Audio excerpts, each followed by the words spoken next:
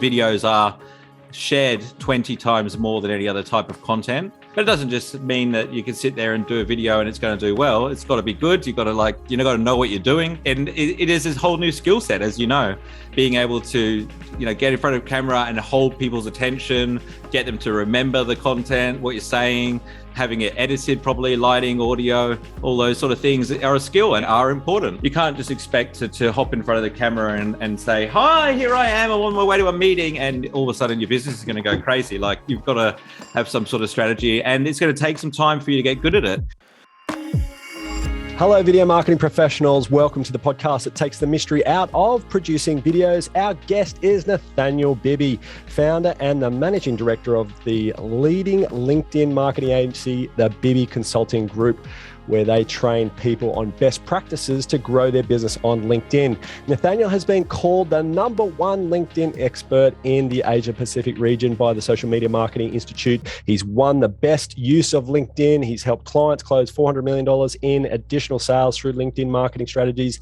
And I'm sure by the end of this episode, you're not only going to know how to manage your LinkedIn profile a hell of a lot better, but use video like a pro. I'm your host, Chris Schwager. So here's our conversation with Nathaniel Bibby.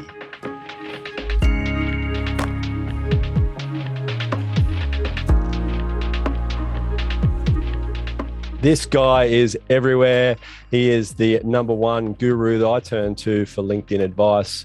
And I can't wait to get into today's show because he's going to give us loads of hot tips, tricks, all of that. And let's get him on the show. Hey, Nathaniel, thank you so much for joining us. After 20 years producing videos, I still think that most people are just exploring this for the first time. Is it the same with LinkedIn? It's definitely a lot better than it was 8 years ago. I don't have to educate people on what LinkedIn is anymore, but yeah, it is very much that way. It's just about educating the market, isn't it? Yes. And LinkedIn is your thing. So you're not across any other social platform. You're really just honing in your skills and niching into that, right? Yeah, well, I'm active on all of the other platforms. I spend a lot of time researching all areas of digital marketing. I'm quite big on YouTube. I've spent a lot of time on there. But in terms of the services that I offer clients, I've decided to specialize in LinkedIn. That's really where I can see the opportunity, where we can deliver the best results. And before I go any further, I just want to say thanks for having me. Great to be here. I missed that part where you get to show some gratitude. But thank you. No, look, it's absolutely 100% our pleasure, man. Look, I've been wanting to do this for some time. And I think this marriage of LinkedIn and video really fall hand in hand. And so what better person to bring on but the #1 man himself. So let's get straight into it, because I think so many people are kind of disheartened by social media. They think it's smoke and mirrors. Publishing content they're unsure about, how frequently to do it, whether it's going to be of use to them, what to do with paid ads. I mean, there are so many variables, so many unknowns. How do you combat that? In terms of keeping up to date with it, or? Well, I guess dispelling the myth and cancelling out objections. Understanding what works. You can do some research these days. There is a lot of data and stuff from LinkedIn, but you've really got to test and measure things before you know what works. And what works in my industry, not necessarily going to work in other industries. So it's about testing it first with my own business and then testing it with my clients, and then going, okay, this is something that I could openly recommend. And at any stage during that process, LinkedIn could change things. And yes, what I told you did work doesn't work anymore. Yes. You've got to have the ability to adapt. I think that's the most important thing. I always tell people if they did my LinkedIn training afternoon workshop 2 years ago, 50% of what they're doing is wrong, because that's how fast it's changing. Yes. I got this Monday Night Live series, been going for 3 years now. I won an award for it at the Social Media Awards last year. And just in the last few weeks, I'm like, hang on a second, we're not getting the same amount of reach. What's going on here? And, LinkedIn's integrated with LinkedIn events, and all of a sudden it's like, okay, that strategy is not as effective as it used to be. Now I've got to adapt and do something that's actually going to reach my audience, rather than just keep going at it because I've been doing it for 3 years and I won an award and that's what I do. You've got to have the ability to adapt to stay ahead of the game. So that's marketing anyway, right? And so why should social media be any different? I mean, that's the funny thing, right? Adapt or die, your market changes, so you should too. And I guess, from my experience, we've found the same. I mean, every new week is something new from LinkedIn, and they've done a change or an update, and it's like, all right, How does a micro business really, I guess, adapt to that change fast when they're just trying to keep up with like posting? I have to remind myself of this all the time, but I have been using LinkedIn for the last 9 years, mainly for free to market my business. You're getting all these leads, like like I'm getting it pretty much for nothing. So when I'm like testing what works in the algorithm, most of the time, it's just like, how can I do it for free without paying for it?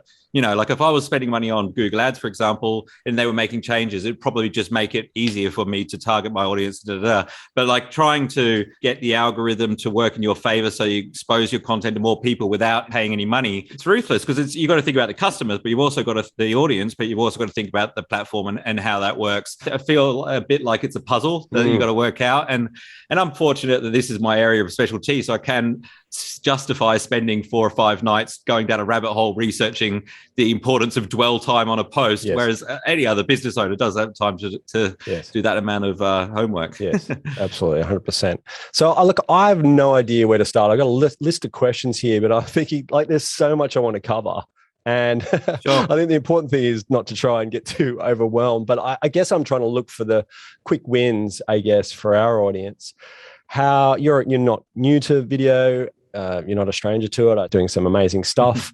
I guess how important is, video in LinkedIn nowadays? It's all about stacking the chips in your favor, I guess. And the stats say that videos are shared 20 times more than any other type of content. But it doesn't just mean that you can sit there and do a video and it's going to do well. It's got to be good. You've got to got to know what you're doing. And it is this whole new skill set, as you know, being able to, get in front of camera and hold people's attention, get them to remember the content, what you're saying, having it edited properly, lighting, audio, all those sort of things are a skill and are important. Like, people tell you they're not, but they definitely are. All, contribute towards baking the cake. You can't just expect to hop in front of the camera and say, hi, here I am. I'm on my way to a meeting. And all of a sudden your business is going to go crazy. Like you've got to have some sort of strategy and it's going to take some time for you to get good at it. But like if you do get good at it, you're able to build a much deeper relationship than you can through text or through images. It's an awesome skill to be able to hop in front of a camera and be able to deliver a message that people actually listen to.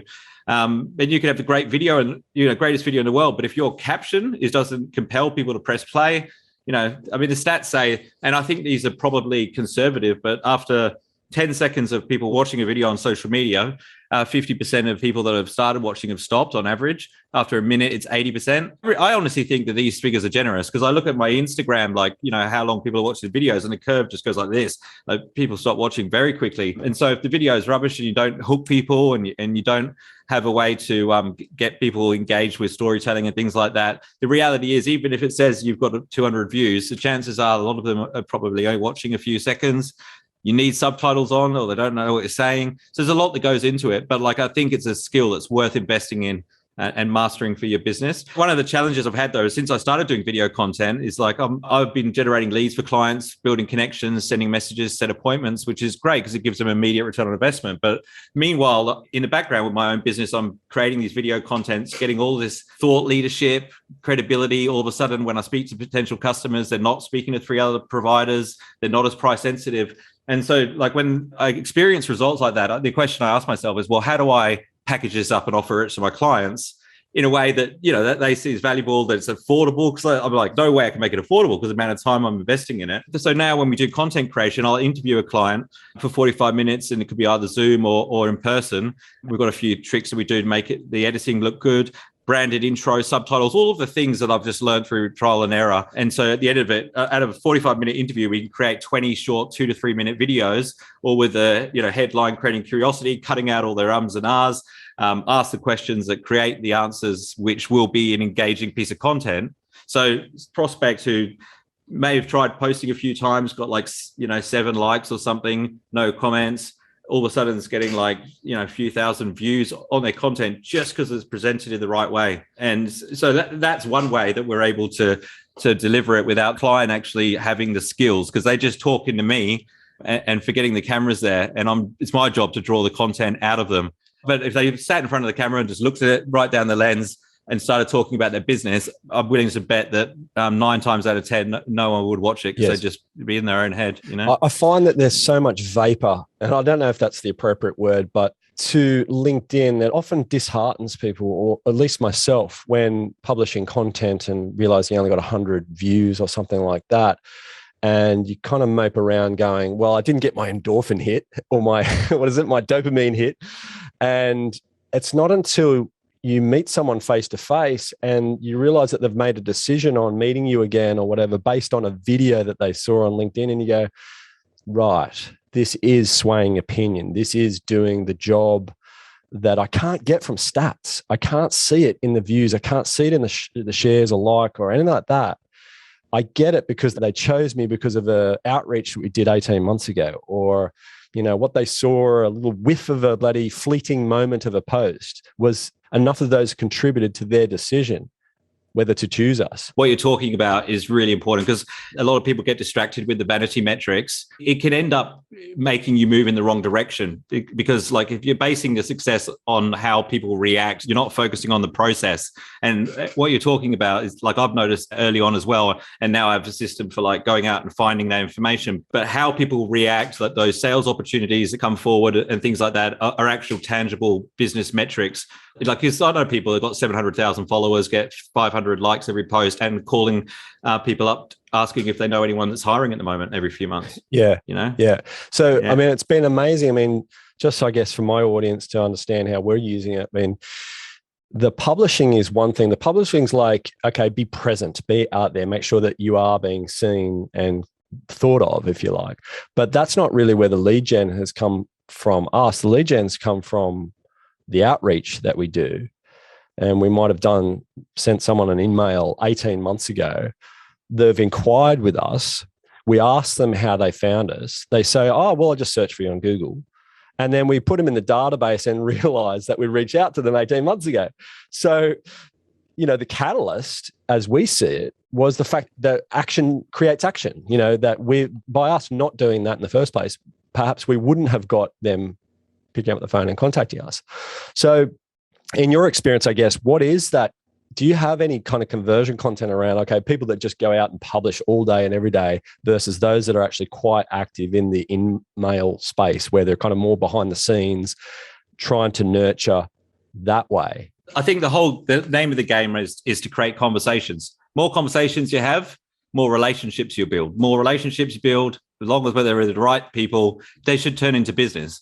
And so what you should be thinking is, how do I have more conversations, right? If you are messaging people on LinkedIn and doing the outreach, so you've made a start. And what you'll find is, if you start posting more regularly, first of all, you'll have more conversations. Second of all, those conversations will be a lot smoother. People will react a lot different. They'll be a lot easier. And these days, with people like on the average person's on 7 social media sites, and it's way easier to hop on Google and search someone's name than go back to Facebook or Instagram or wherever you saw them last. And, you know, they probably listen to podcasts on their way to work. They're spending an hour of their time looking at a mobile device, and they're doing all those different things. How much of that hour do you want to spend in front of them? And so I think you have an omni-channel approach where you are marketing on all channels. Wherever they want to consume you, they can. Very important that they can find you on Google if they're searching for your name. But the chances are they probably originally heard about you on Instagram or LinkedIn. Yeah. You can imagine how the whole thing breaks. If they see something on LinkedIn, search your name, can't find a website,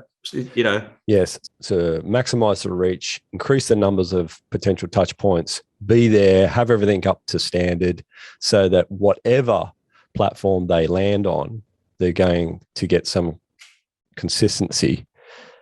Yeah, I'm a member of a networking group. I went this morning. Like, I just started in the last few months. It's not BNI by any chance, is it? No, it's not. I did BNI 6 or 7 years ago. Yeah. It's a company called BX.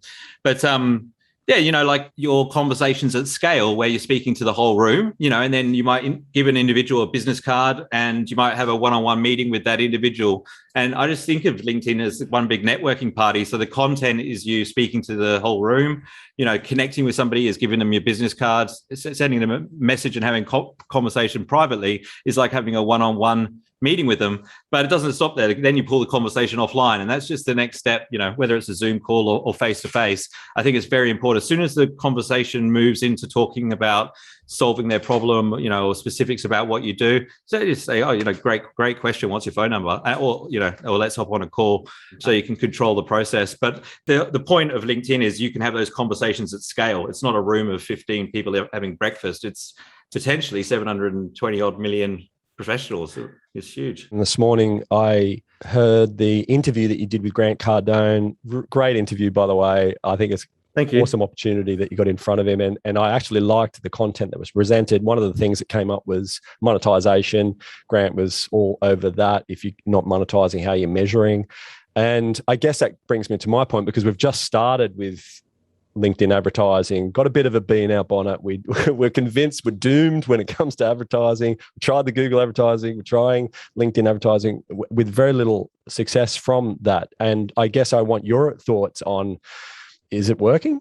So we run LinkedIn advertising campaigns for certain businesses that targeting works extremely well for. And it's just basically using the lead gen forms, getting them to download something. So we're getting all their data. The way that Facebook's works, and you can set up like funnels and get people that have a problem and remarket to people that watch so much percentage of your videos, all that stuff. LinkedIn's yet to have all that stuff. So from my perspective, I'm waiting for the point where I can amplify what I'm doing in my own business with LinkedIn ads. We're not there yet. I could have market an ebook and get a bunch of names and put them in my database, but that's not my business model. Like if you're marketing a product and you'd need volume, of people to remarket to and stuff like that. But what I'd rather do is educate the market so that people that are watching the videos and, realize that they have a problem and a need, and then are reaching out to me. That's what I'd like to see be able to happen on LinkedIn, but it's not quite there. And I just think that if I was the CEO of LinkedIn, the first thing I would do, unless someone told me I was crazy, is I would say, okay, personal profiles can sponsor their content. They can amplify them. When you get a good piece of content and you post it, you can't even boost it on LinkedIn. How great would that be? You have to do it through a company page. So are we talking about limitations again? Because LinkedIn has its fair share. I just over the years have seen lots of it. It's limitations and opportunity. They go hand in hand. LinkedIn's always been a little bit behind Facebook and Instagram, which is great. I'd love to be running LinkedIn as opposed to the other ones, because you get to see what works on these B2C social media sites. And so when I see LinkedIn, has a limitation, I just think, okay, great, let's get ready for when they fix that. Because they've got all the, it's like LinkedIn Live. As soon as it came out, I knew exactly what strategy I was going to run. I knew exactly, because I've seen what happened on Facebook. So I think I'm just waiting for that moment where the ad platform gets a bit better so that I can use it in my business. And I'm sure that'll be the biggest part of my agency when that happens. But at the moment, it's a very niche type of business that we would do that for. There is very little trust. And I say this purely from our perspective on the whole social advertising idea. It just seems like just have too low a budget, or there's just an intangible kind of mythical, magical fairy dust of a number that needs to be put on advertising. It seems like every thing that we advertise with, it's like, oh no, that's going to be too little. You should double that. You should double that. You should double that. And it's like, what is the number? We're kind of pressure testing LinkedIn at the moment. We're about month 3 in our advertising, and we're following all the recommendations. We are meeting with one of their specialists through ads, and still no conversion for us. Yeah. What I would do if you're spending money on ads, I would get your LinkedIn contacts out into a CSV file. And I would also every month post a lead magnet on LinkedIn where people have to comment below to get it. Yep. Right. And then you send them the link to the landing page. And then I would be getting the data from the landing page and the data from your LinkedIn connections, using them as a custom audience on Facebook. Yes. And marketing with them with educational content on Facebook and Instagram, and then convert. So I actually use Facebook ads, but it's to my LinkedIn contacts. It's so cheap because it's a very small targeted audience. But going back to what I was saying before, being able to follow them around different platforms works incredibly well. My money goes a lot further doing that. Yes. So people go, oh, Nat, you're saying Facebook ads are better than LinkedIn. Yes. It's not, because It's only if you use it that way. Like if you just go spend money on Facebook ads, as you know, like it all comes down to strategy. Yes. But if you do follow that strategy, like it's the best return on investment I've seen in donkey's years. Yes. Yeah. I mean, top 5 lead generation tools for us has been LinkedIn and InMail. Like that circulation has just been going on and on and on for, over 2 years now. And it's been, emails work okay? It's been the great. Actual paid, the sponsored emails? No, just organic. With private messages. Yeah. Emails, and that's been really great. And I think it's so funny as well how that works. You might hit somebody up with like 3 consecutive InMail messages over a period of time, and it's just crickets. And then one day out of the blue, there they are. That they want it, and it's almost like they're not willing to reply until the timing's right. They know Absolutely. You're there. Yep, keep sending timing. me the email. That's fine. But until we've got budget, until we've got the resources to do this, there's not even worth replying to. But then they drop, and it's like there they are. And the history in that InMail messaging service is great. Yeah. It's like comes down to making sure that the credibility of the messaging in that InMail is there forever. It's the history is kind of there. So if you look like a dick when you first kind of reached out to them, it's that kind of spammy history is there. We're always finessing that. But yeah, by far it's still exciting for us growing our business through this medium. We'll be back in a short moment with Nathaniel Bibby. Video is everything. And because the world is now demanding that you appear on camera, it's time to get the skills of a professional presenter.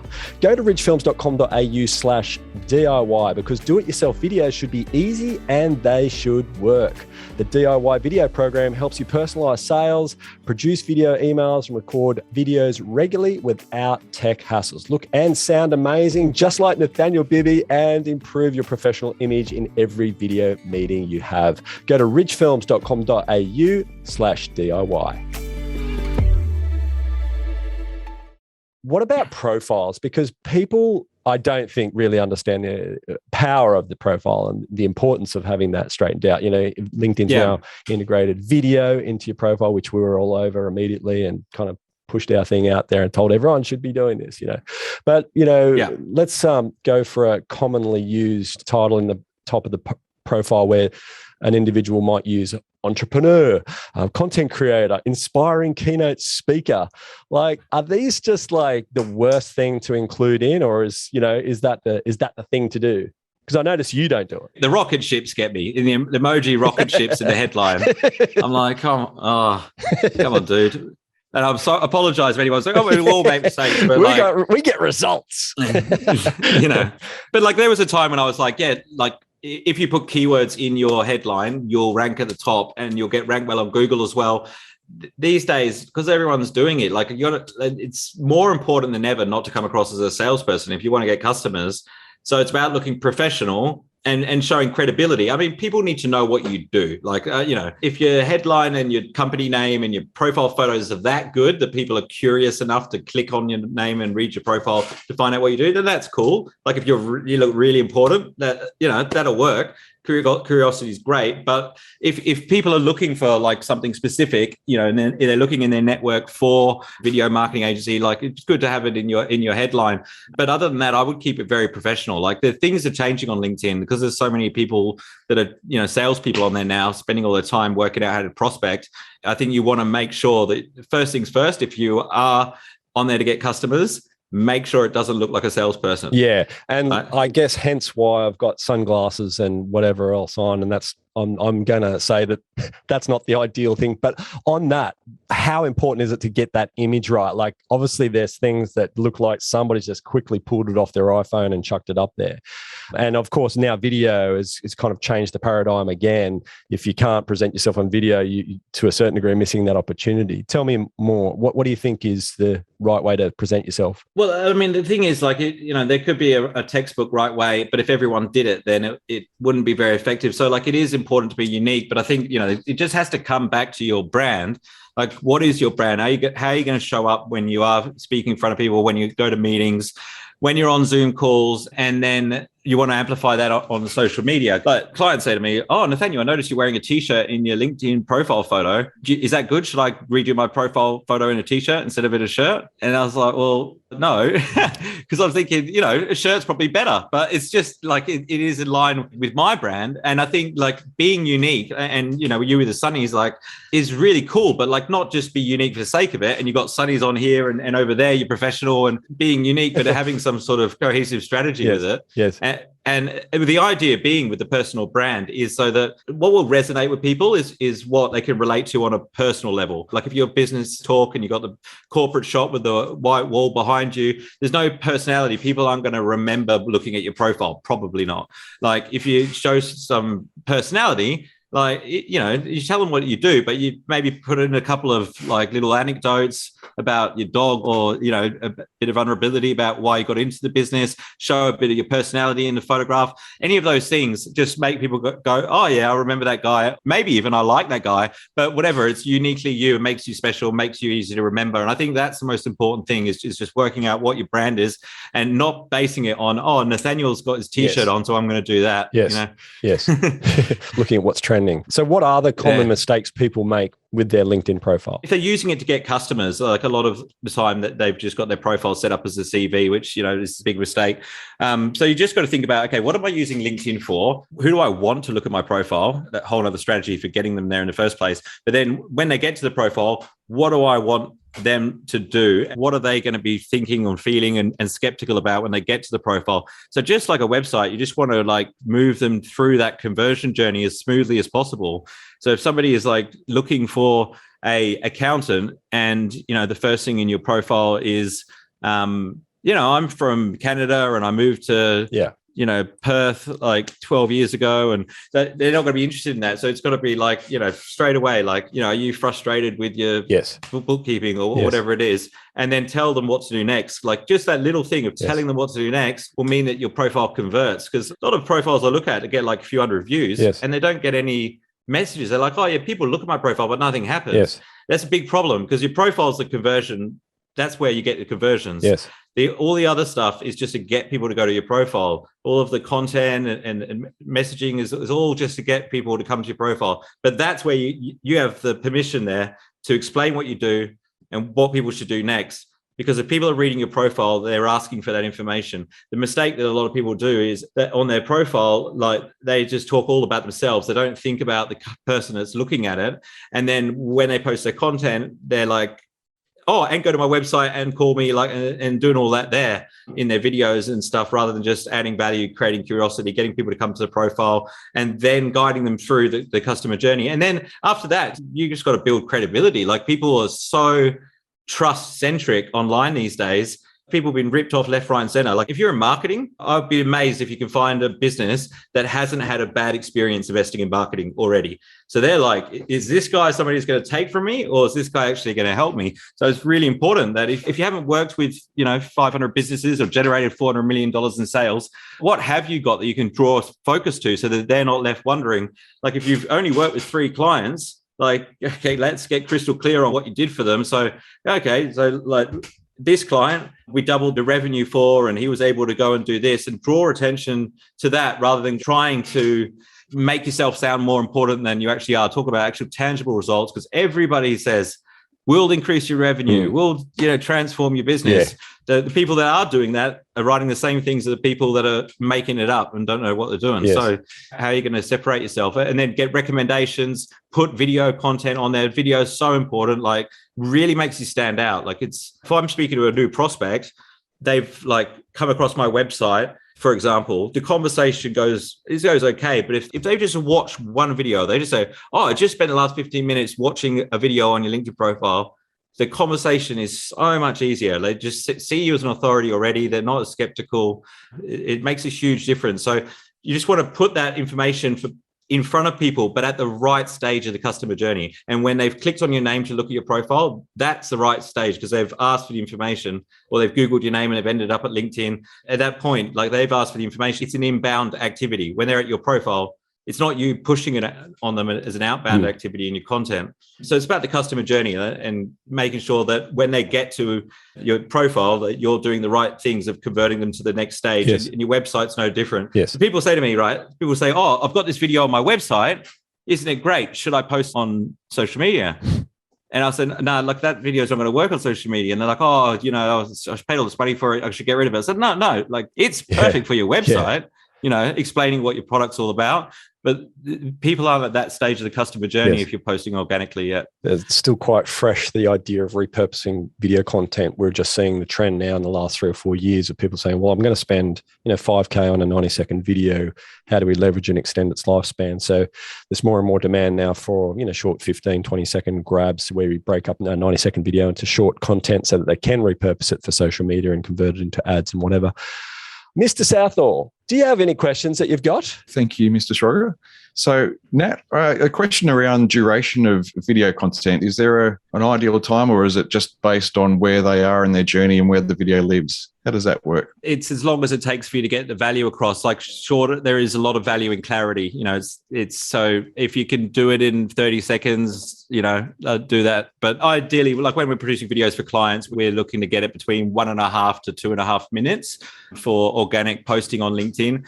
You know, the platform works very different on YouTube. So like on YouTube, it's better to have longer content.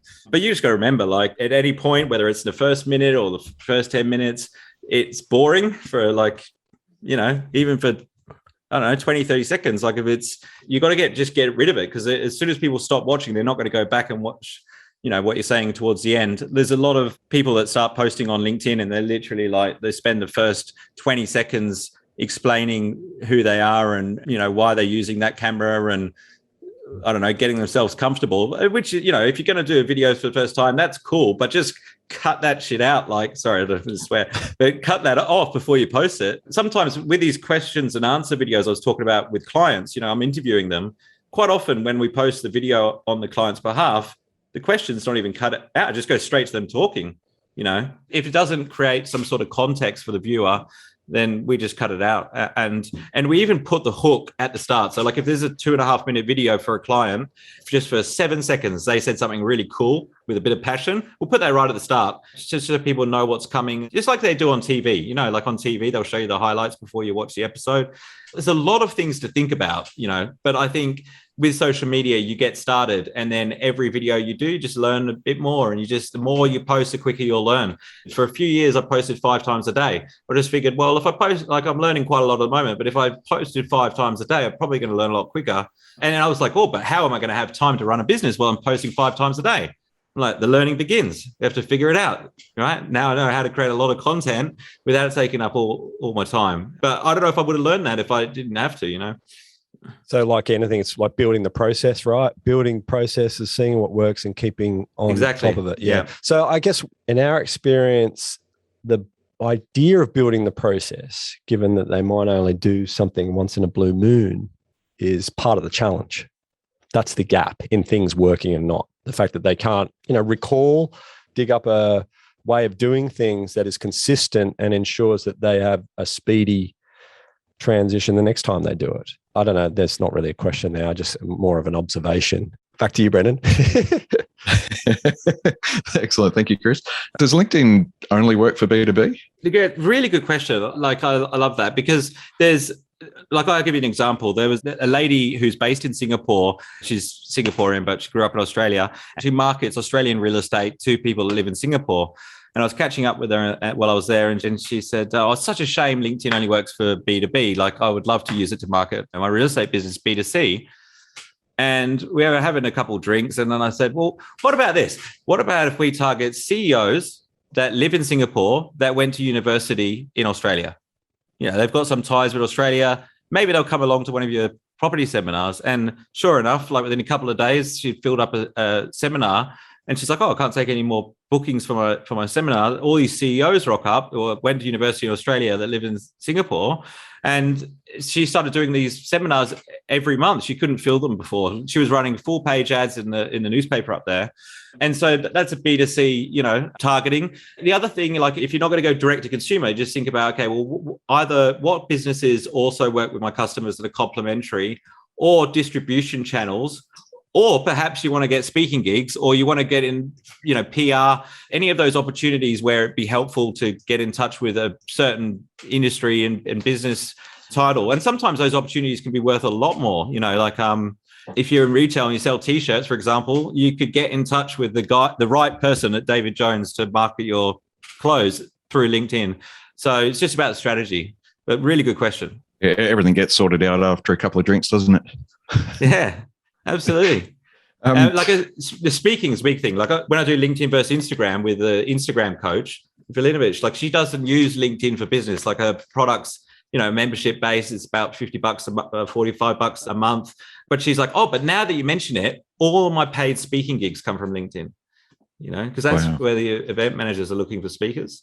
Yes, yeah. Another question around touch points. How many, what's the number and where are these touch points needed in order to build trust? Yeah, okay. I guess you want the touch points coming your way, really. You don't want to just be touching them all the time. So if you're doing that outreach stuff, I try and do it in one message. I don't send 3 messages if people don't reply and stuff like that. I mean, maybe in a year, I'll invite something, but respect people's time, keep what you're asking for very succinct, and people respect that. But if what you're asking for is not going to be valuable and it's not positioned in the way that's valuable to the person you're sending it to, sending a longer email and 3 more messages. I'm happy to test everything. I spoke to one of the LinkedIn marketing agencies in the US, and I was like, do you know what? I actually really like your content. There's not many LinkedIn marketing agencies I aligned with, but I said, I really love what you're doing. Let's have a chat, see what opportunities there are. And this came up about how many times do you send messages? And he's like, well, we send a sequence of 6 messages to clients. And I was like, interesting. What's your conversion rate? What's your average conversion rate? Told me the conversion rate. It's exactly the same as when I send one message, wasn't better, wasn't worse. But I think, coming back to your point, what you're saying before about timing and seeing that history of messages, I think, if somebody is going to reach out in 6 months, do you want to be the guy that's been sending the most sales messages every month with no response? If they are sending you messages going, hey, Nathaniel, I really like your YouTube videos or commenting on your stuff, yes, give them love, look at their content, respond to their comments. It's all helpful, but then you want to move them up the engagement ladder, but you have to be getting that engagement to, those touch points, I guess, to be warranted. Just one thought. I mean, there's a lot of different aspects to it because you've just got to think about where the prospect is in the customer journey, I suppose. One of the most successful things that we do, and it stirs up trouble, certainly when I open up my LinkedIn and see all these messages and whatnot, but we basically go after people that have either shared, liked, or liked, shared, or commented on content and email them and attach the link and say, hey, thanks so much, just a simple appreciation. And it's just amazing the feedback that we would get on that. Now, we're not asking for anything. We're simply just going, hey, we're here and we noticed you like that content. Thank you so much. And it's really interesting how that plays out. My business coach said once, you're on social media, so be social. And I forget that so much, it's so new. Even now, we've been running it for so many years, but even now I still got to remind myself, this is get out of it what you put into it. You're doing exceptional at the LinkedIn and the outreach stuff. The way that, you approached me with the video messages, it's I very impressed. I was the way you're doing it and things like that, you just mentioned, I can just imagine when people are listening to this, I wonder, when do I have time to do all of that? Yes. But and I imagine you've done this, but people got to remember, you figure out what works. Yes. And that it might be time consuming at time, but as soon as you put it into a system, it doesn't have to be time consuming to do all of that. It's 100% right. Because when I really invested, and I sort of BNI and went, right, I'm all in on LinkedIn. And when I realized, and I was part of Lempod and all that at that point, and I was like, the hours that I burnt up in just trying to be there, I just not get anything else done. And then this is only one platform, right? Not to mention the 10% of other platforms that we kind of do the regular little post once a week or whatever it happens over there. But Grant said it this morning, if this is a full-time job, if you can't systematize it, then, you're just going to burn your day doing this. If you start a business, right, and you haven't got any customers and you're sitting there at home in front of your laptop and you haven't got any money for ads, and you go onto Facebook, you're scrolling through the news feed, you're like, okay, I'll do a post. right? And then you get a couple of likes, and like you obviously aren't making any money, so you can't pay your bills. So like those couple of likes are the highlight of your day. So all of a sudden, your whole business becomes about, oh, what am I going to post today, and what likes am I going to get? You don't even have a business. Like you need a business and customers and a product and something to convert them to before you start getting all that stuff. Yes. You know, yeah, it's really important. Oh, look, and that's really what came out of the Grant Cardone meeting, you know, this morning. It's like, well, if you've got nothing, what are you doing? You know, like you're just having chit chats with people. Like at some point, you're going to ask, what do you want? You know, and you've got to, you know, if you've got something there for them, it's. But like I asked him, I said, you know, like you can't measure, you know, the success of each piece of content. I know the return on investment's there. He knows it's there. But when you're actually like posting each piece of content, like you can't sit there every single time you post a video and go, will this make me any money? You know, it's got to be part of like a holistic strategy. So that you go, okay, look, some of these videos are going to be entertaining. Yes. That's going to be part of how I grow my subscribers. Yes. And then every now and then I'm going to ask them to buy something. And as long as my business is growing and I'm making money, then it's working. Is there a magic number, I guess, frequency of posting and diversification of what you post? So, you know, text, still images, video versus an article or a reshare or something like that. Is there any kind of magic balance, or should you just have a crack at everything? Well, yeah, I think you should do what you're good at and like what you can systemize. Like obviously, like, you know, LinkedIn have said they will give preference towards people that are posting in all different formats. Like a couple of years ago, I don't know how active you were on LinkedIn then, but you know, these guys were writing these like posts without images, without videos, and you structure them in a certain way, and you know, they make the sentences quite punchy and they would go viral. And so that like they would post those every few days, and like LinkedIn, they have these meetings with the engineers, and they're like, these dudes are hacking the platform. We're going to kick these guys off. How do we stop this from happening? And they're like, okay, we'll just add this to the algorithm. Like, you know, we want content creators to be doing the articles and the videos and the images, and we give preference to them. If they're doing one type of content, then they'll get like I don't know, it just won't get the same amount of kudos. Yes. Yeah, that's the latest. And in terms of frequency of posting, like there's a couple of things. One is like, how quick do you want to get where you're going? Like you'll get more feedback if you post quicker. If you're trying to do a high volume and the quality of the content decreases because you're trying to do too much, then you're doing too much. Like you should never compromise sabotaging yourself. Quality. Yeah, but with clients, like businesses, you know, the average business, I find that if we're posting twice a week, then we're able to stay on top of like in the newsfeed for most of their audience for long enough. And then sort of like after 3 or 4 days, the post will probably slow down a bit. And then you've got another one going up to the top of the newsfeed. Avoiding the sabotage and allowing that content to circulate. Like we've actually found that we pulled from, I think, 5 days down to, well, I think it's decreasing day by day, but anyway, I think it's now around about 3 times a week for that reason. You know, we don't bother posting on weekends. Usually it's just a kind of a, you know, distribute it wherever we can. We don't have a preference of time of day or anything. We just kind of go, yep, cool. That's our, you know, tick. We've done it, sort of thing. And with varying degrees, you know, we're not measuring like, oh my God, I got 6 likes or 100 views or whatever. We're not really measuring. We're just kind of going based off a gut feel. You know, is that the right thing? My first big LinkedIn Heroes interview was like the 4th interview I did. And I was like, Dr. John DeMartini's coming to Melbourne. Oh, yeah, I saw that. You know, I was like, oh, this is the event company that's booked him. Oh, here she is on Instagram. Oh, I'll just message her this at like 11 o'clock at night before he was speaking in Melbourne.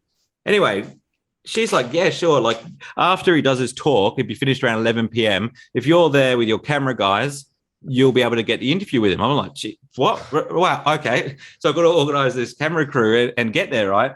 The next day, patiently waiting for the video guy to get me the footage. And he gets it to me at like 9 p.m. that night or something. I was so excited. I was like, oh, yeah, wicked. Posted it straight on LinkedIn, right? Wake up the next morning. It's got like not much engagement at all because I posted it at night. Right. Most people gone to bed. Yes. No engagement till the morning. Yeah. And so it didn't actually get that much attention. I was like, this is the best thing ever. And Aussie's like, so, who's DeMartini? You know, it's like, yeah, whatever. When I reposted it. I think it must have been about 8 months later. I did it in the morning on a Monday, so people engage on it in Australia quicker, and then it just gives that momentum to keep going and it stayed like getting engagement for over a week when I did it that way. But it's just a very important lesson. Just do it in the morning where your audience is, so they've got the whole day to engage with it. Yes, right. Yeah. So is there a kind of perpetual motion if more people jump on it quicker? Does LinkedIn see that, oh, that's trending, and away we go? Right. Massive. Okay, yeah. Cool. That's very important. Yeah. Yeah. Good. A great story, by the way. I think it's awesome. Well, I thought I'd just throw that in there. Yeah. No, it's cool, man. Name drop. Stories. I love it. And we love DeMartini, man. Although I do have to listen to him on half speed most of the time when he's on podcast. He pauses a lot, doesn't he? Well, like a lot of these gurus, they have, repeated themselves for years. And so when they get asked a question, they can kind of regurgitate, but they do it in a way that they sometimes take for granted that somebody is listening who knows him or her. And often that's not the case. So you've got to play this kind of catch-up game to try and figure out what the hell they're talking about. I can relate to that. Yep. And it might be the case with some people that listen to this show, actually. But anyway, look, Mr. Southall, I'm running out of questions here. And look, I just have one more. Well, you have permission to ask. Right. Oh, is that okay? Thank you so much. So for video, can the hook be in the text to help give it context, or does it have to be in the video clip? Yeah, I think the text should give context. Yeah, the reason that we put that like little highlight at the start is just to keep people watching, because they like, and a highlight sometimes creates curiosity. Like the video editors, I had to train on how to do this, but to find the bit that's like, and this was the biggest thing I've ever learned in my life. And it's just like, no, you don't need to tell them what it is. Just put that at the start, because they'll keep watching. So if you open the curiosity loop, like that's what's most important. But a context is a bit important as well. Like you've got to explain, like if it just goes to a video and you're there talking with some woman, like who's that woman? Like, for example, and then you just got to think about what's going to get them to press play. Because like when I first started posting video content, I thought, I'm going to write a caption to go with it. I'll just write in the caption what I said in the video. Like, these are the 3 things to remember about posting on LinkedIn. And I write them all there. And I thought about it. I was like, what the hell are people going to watch the video for? I've given them all the information. So, the better way to do it is just go, these are the 3 things. Watch the video to find out what they are, Yes. But great question. Thank you. Yeah. He's got it. See, that's why he comes on. He's got all the great questions. You guys know this stuff. You guys are doing all the right stuff. I know you are. Yeah, but I don't. Setting me up. I'm not setting confident about. Having said that, you've offered so much value, and obviously I've learned already from you.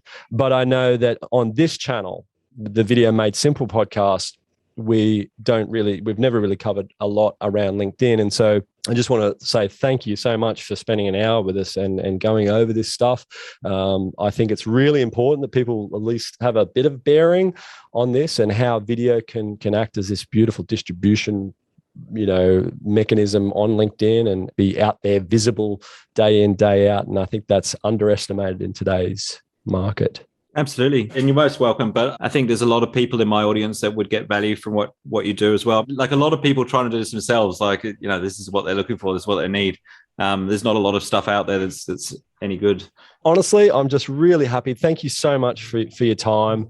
And I'm sure that we're not going to be quite as strangers on LinkedIn now. I know him from his LinkedIn profile.